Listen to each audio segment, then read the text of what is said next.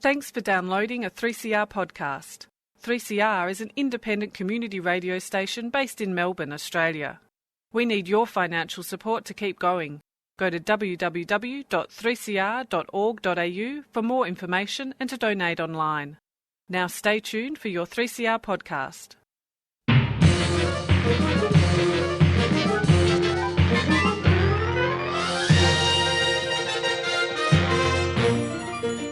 Hello and welcome to Lost in Science International Women's Day edition. My name is Claire and with me this week we have Catriona. Hello. Hello. Happy International Women's Day, Claire. Happy International Women's Day, Catriona. And you know, it is bit of a tradition, for lack of a better word, on the show for us to kick Chris and Stu out of the show and take over the airwaves and do our International Women's Day edition, talking about women in STEM, science, technology, engineering and maths, talking about women's issues in science, and pretty much just dominating. And just dominating the airwaves, aren't we? I'm so glad you're here with me, Kat. It's going to be great. And you have an excellent story for us this week for International Women's Day, don't you? Yeah, very central to women and women's issues. I'm going to talk about breast cancer screening, which is a really important thing for women. And are these sort of like, you know, the breast cancer screenings that we would be familiar with, like the squishing of the breasts and the mammograms? Or or is there some sort of new updates to the breast cancer screening? Well, I'm going to launch off from the traditional sort of what people would be familiar with and talking about, I guess, the updates, where we're at now, how we can improve it, because, I think the demand is going up. So it's great to hear that there are ways that we can improve our efficiency, the cost, and also, you know, those false positives, which can really stress people out. So, some exciting updates as to how we can improve breast screening. That's incredible, because breast cancer affects a huge number of women every year. Yeah. It's pretty much the most common cancer for women in Australia besides skin cancer. So, very common. Yeah, what are you talking to us about, Claire? Well, for Women's Day this year, I mean, everybody's talking about artificial intelligence at the moment, aren't they? And I had Dr. Linda McIvers on the show last year to talk about some of the inherent biases in AI. So I have just been curious about, I guess, who are the female leaders in the artificial intelligence space, who are doing the research and, you know, and what they're doing. And I found a couple of standouts, Dr. Cynthia Brazil and Fei Li, and both of them are artificial intelligence leaders in their own right and have done some really incredible things. So I'm going to be having a chat about some of the women who are just doing some very incredible research and have been sort of groundbreaking in the artificial intelligence space. That sounds amazing. And getting more women in research does mean that the research itself, you know, hopefully is better. Inherently. That's right. Inherently. Exactly. Right. On with the show.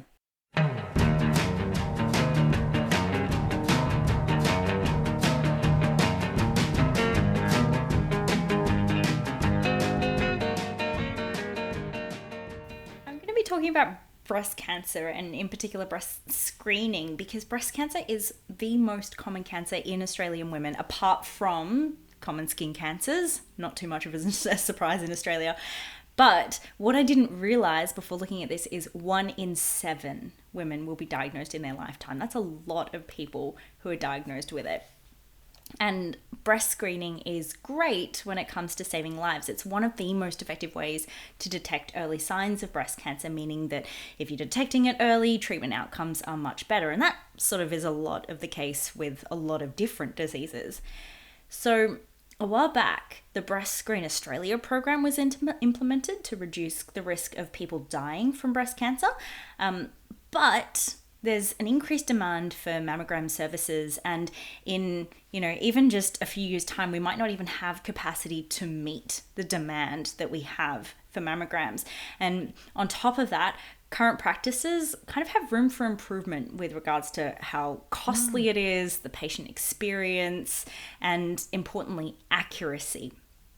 So approximately 33,000 Australian women are recalled annually for further assessment, and then they're determined not to have breast cancer. So that's what we call a false positive. So they are called back because we're like, oh, maybe there's a bit of a problem, but then there isn't. And so all the while they're potentially experiencing anxiety and unnecessary procedures. So that's not great.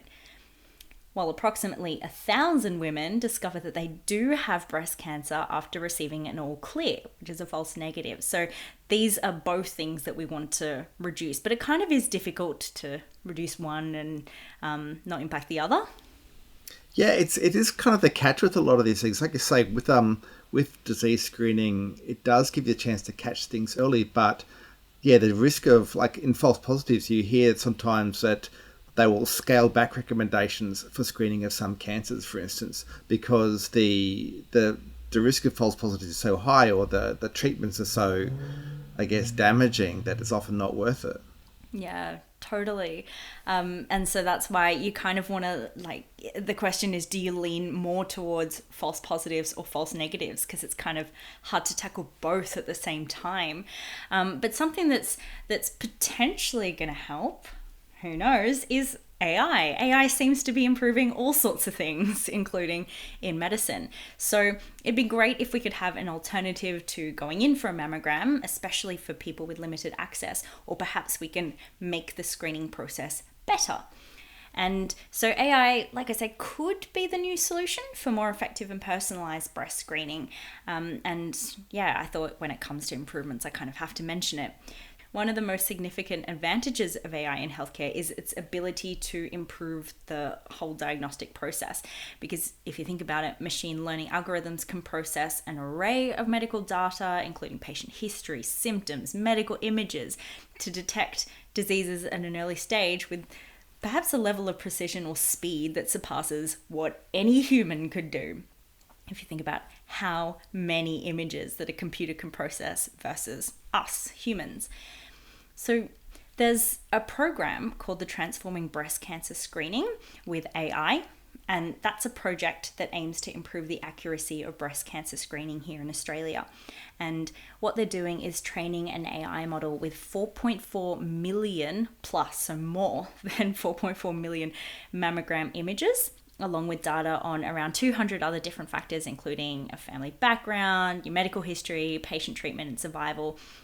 And essentially this team has developed a tool that can predict a woman's risk of breast cancer just based on the mammogram. You might go, well, what's the difference between that and a human looking at mammograms? Not too much, but I just want to unpack this a little bit. So they compared the accuracy of the AI tool compared to individual radiologists, and the team found that the AI reader was perhaps slightly better. So it could pick up some of the false negative cases that get missed by human eyes, but are often actually high-grade killer tumors. So that's great that it can pick it up. And the AI reader was more accurate compared to a radiologist for a patient's first screen. So if the radiologist had never met this patient before and had nothing to compare to except, 4.4 million images, it could, detect it a bit better. But when it was someone who knew the woman's history and sort of accumulated that history of screens, human radiologists tend to do better when detecting the differences over time. So perhaps it's about fine-tuning and refining the AI models, but also perhaps it's just this concept of AI and clinicians need to work together, because sometimes one will be better than the other. So is that what's being suggested for, I guess, a recommendation for improvement? They're still fine-tuning it. So this is Dr. Helen Fraser, who's leading this whole program. Helen still wants to tweak it a little bit and make sure that, they've got the process down. But I think they are sort of leaning towards this combination, because it seems like for this and a whole lot of different things, like people have looked at using AI for diagnosis in lots of different types of cancers as well as other diseases, but specifically thinking about detecting tumors and cancers.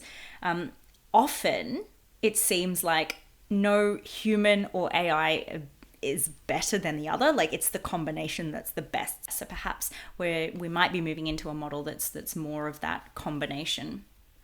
So that's really exciting. But something that I'm even more excited about is a newly developed handheld biosensor that makes breast cancer screening fast, affordable, and accurate if we can get it working and get it out to clinics. So researchers from the University of Florida and the National Yang-Ming Chiang Tung University reported successful results from a handheld breast cancer screening device that can detect signs from breast cancer, wait for it, from a tiny sample of saliva. Whoa. Game changer. I mean, has this happened before in any sort of screening of any type of cancer? Well, people have been looking at doing this kind of thing, whether it's from saliva or like a prick of blood, because it's kind of this idea of moving towards finding biomarkers. And lots of people are trying to look for biomarkers, which are, particular markers that sort of show you've got cancer, and perhaps it might be the DNA from the cancer, the tumor that's circulating in your blood, and people can pick that up, or other things. So this particular design is quite cool for the biosensor because it uses common components like glucose testing strips, which are fairly widely available, as well as you both may have heard of Arduino, an open source hardware software sort of platform. Yeah. So it uses these sorts of things so that it's cheap and affordable, but also it means that people can implement it in a lot of different places. So how it works is that they use paper test strips and treat them with specific antibodies that interact with the particular target cancer biomarkers. So they're looking out for different biomarkers. They haven't actually said which ones, and that's somewhat understandable. But it's kind of like a rat, but next level, because it's quantitative too. So it doesn't just like have banned, oh, you've got it. It actually tells you how much you've got. So the saliva sample is placed on the little strip, and then the biosensor pulses some electricity through it. And if the biomarkers are present in the saliva, then the pulses cause them to bind to the antibodies. And you see, a little reaction there. And this produces kind of a change in the output signal. So the electric pulses kind of change a little bit, and then that's measured. So the amount of change is measured and translated into some sort of digital information to tell you how much of the biomarker is present. Wow. Yeah. And it seems to so far, so that they haven't tested it super widely, but they've tested it and it's been successful. And it can provide an accurate test result even if the concentration of the cancer biomarker in the sample is only 1/4,000,000th of a gram per milliliter. So that's pretty great, pretty in depth. That's very sensitive to begin with. But also, are these sort of biosensors, are they common across different types of breast cancers, or are they looking at specific cancers? Yeah, they want to make it a little bit more, I guess, personable if you can, if researchers can detect different biomarkers associated with different breast cancers. But I think for now they're just sort of looking at main ones that are going to cover more people, because there are more markers of cancer that are across lots of people, and something like AI might help us understand the more personal variations. So yeah, perhaps this might be able to be used for lots of different types and lots of different biomarkers, but for now I think they're just trying, their best bet. But what's really cool is that this is the size of a hand, it's reusable, it's cost effective, and the testing time is under 5 seconds per sample. So you can really churn it out. And in many places, there are lots of countries all around the world where advanced technologies for breast cancer testing might not be readily available. And so with this perhaps more cost effective way, we might be able to get these out into clinics and hospitals, into communities that don't have access to equipment for mammograms and MRIs and all the other things. So it's an exciting first step, I think. I think we're lost. We're not lost. Not even any short-range radio signals yet? Except for a single, very powerful radio emission. Of course, a transmitter of that sort isn't exactly standard equipment. Science and technology must be absolutely mind-boggling. Of course, it's mostly on the theoretical side. Well, so far. Across Australia on the Community Radio Network, you're listening to Lost in Science. So, Kat, as we know, it's International Women's Day this week, and to mark our special Lost in Science occasion, I wanted to take a look at two women who are currently shaping the world in an area that everyone is talking about, a lot of people are now using, and as we know from your story, people are using in things like health and, looking for the use of artificial intelligence in all sorts of ways. Yes. Mm-hmm. So it's a super handy. Yes, super handy for, it seems like, everyone, and getting handier by the day. But there have also been alarms raised by some as to the inbuilt gender bias of artificial intelligence. So I was very curious. Yeah, really curious to go looking for female leaders in AI and learn about their experiences and what they're doing, and how it has sort of shaped the research that they've done. So first up is Cynthia Brazil. Now, Cynthia is an American researcher, and she has pretty much pioneered the field of social robotics engineering. So she's dedicated her career to creating machines that bridge the gap between technology and human emotions. So think about human interfaces and social interactions, reflecting that in a machine. And interestingly, the spark for her career, it came from science fiction. And which I obviously we love science fiction on Lost in Science, but I always find that sort of like art sparking, a scientific endeavor to be really cool and a really interesting way to get into science. But hers was an early fascination with Star Wars and R2-D2. Oh, well, I would say a lot of scientists are big fans of Star Wars. Yeah. Yeah.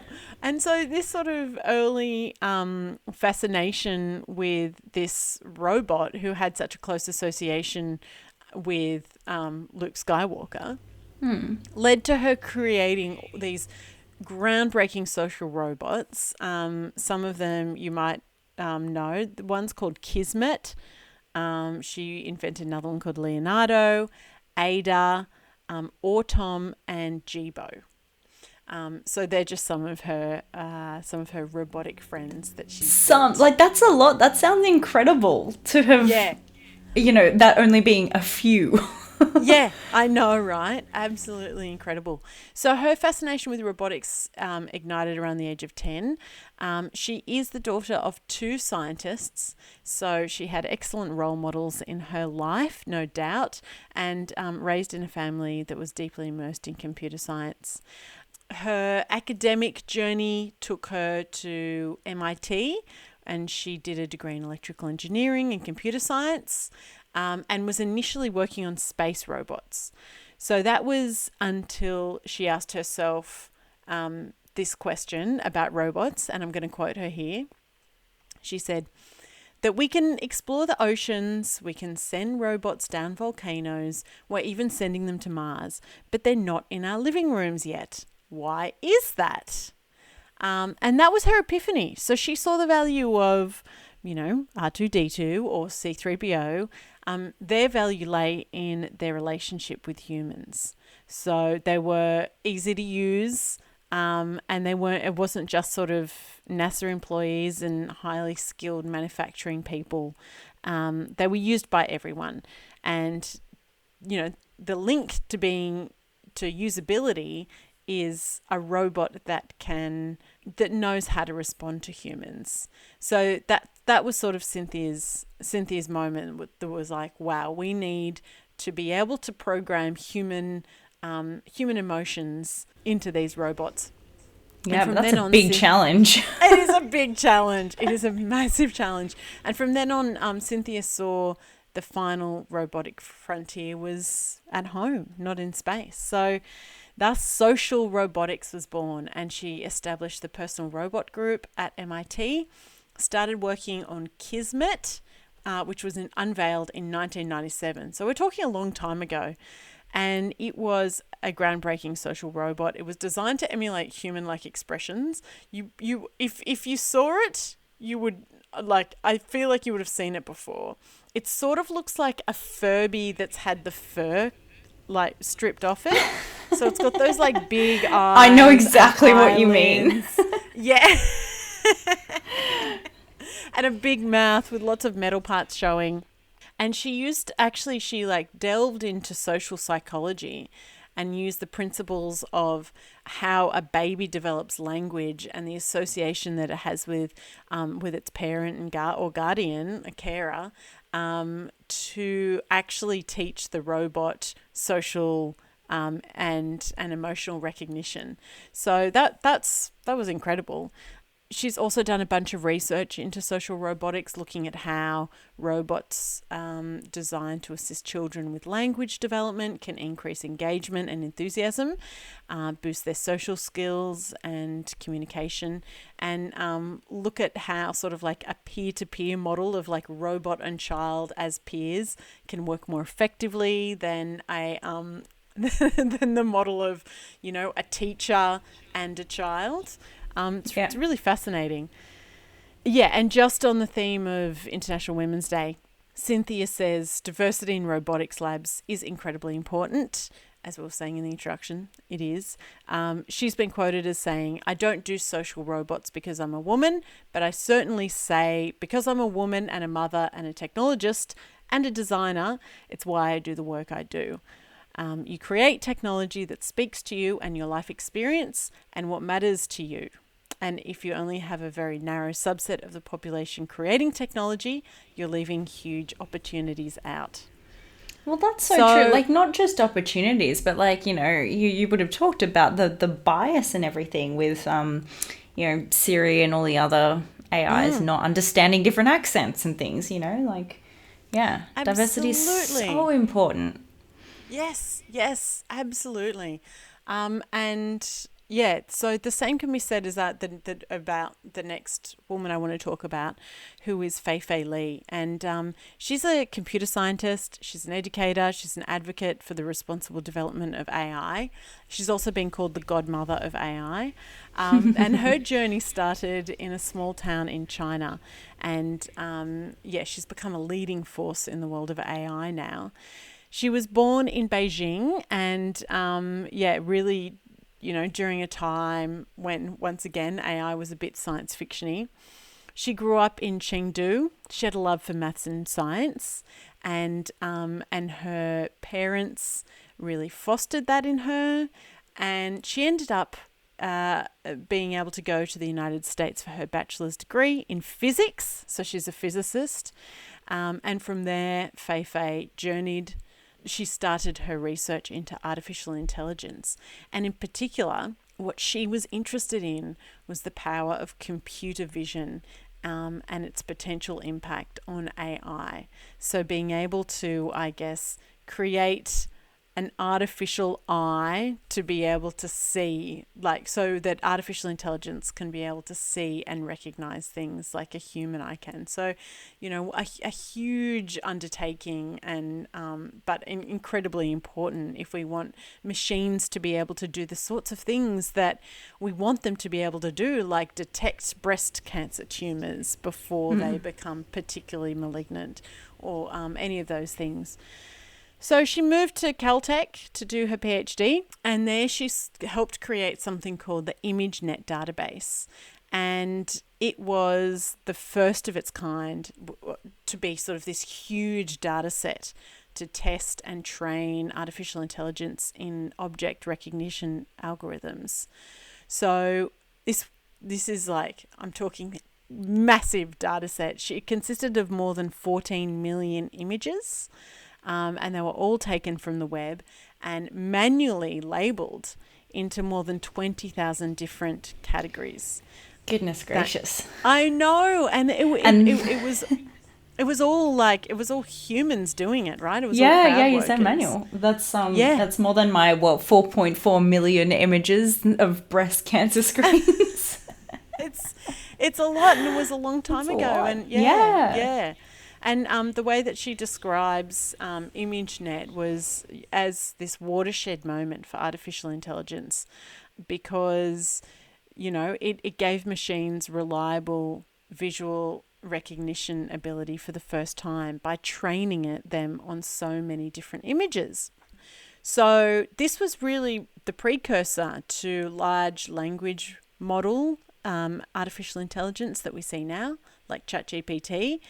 And it was her idea, and she took it around to a whole bunch of, different funders, and she faced a lot of people saying that this wasn't a great idea, but she persisted, and she, ended up creating something that had never been created for, and laid this foundation for the artificial intelligence capabilities that we're just starting to see today. And in addition to being known as the godmother of AI and leading this revolution in big data, Feifei is also incredibly passionate on diversity, representation, and inclusion in the field. So she's the co-founder of a program called AI for All, which aims to educate and inspire the next generation of diverse artificial intelligence technologists. And so on International Women's Day, I'll leave you with this quote. It's what Feifei has to say about gender equity in AI. And she says, "We need to inject humanism into our artificial intelligence education and research by injecting all walks of life into the process." I love that. And that's all we have time for on another episode of Lost in Science. Lost in Science is recorded on the lands of the Kulin Nations and broadcast across Australia on the Community Radio Network with the kind support of the Community Broadcasting Foundation. If you'd like to get in contact with us, we'd love to hear from you. You can email us at lostinsight@gmail.com. You can find us on X, formerly known as Twitter, or Facebook, or just tune in wherever you find your podcasts, or listen to us when Claire, Chris, Stu and Catriona get lost in science. Thanks for downloading a 3CR podcast. 3CR is an independent community radio station based in Melbourne, Australia. We need your financial support to keep going. Go to www.3cr.org.au for more information and to donate online. Now stay tuned for your 3CR podcast.